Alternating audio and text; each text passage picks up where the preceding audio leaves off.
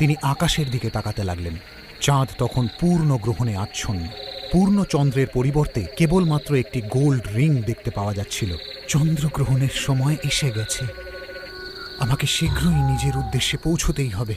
নিজের পেটটাকে সামলে ধরে ধীরে উনি উঠে সামনের দিকে এক পা ফেলেই ছিলেন কি টানা একটি মহিলা ওনার সামনে এসে উপস্থিত হলেন। একটা অদ্ভুত গন্ধ পাচ্ছি, সেটাও আবার খুব চেনা। আমার খুব পছন্দের গন্ধ, নরম নরম কাঁচা মাংসের গন্ধ। গর্ভবতী মহিলা আমার আশেপাশেই আছে। সেই মহিলাটির কথা শুনে তিনি শাড়ির আঁচল দিয়ে তার পেটটিকে ঢেকে সেখান থেকে বেরোবার চেষ্টা করতে লাগলেন এবং হঠাৎই সেই মহিলা ওনার সামনে এসে দাঁড়িয়ে পড়ল।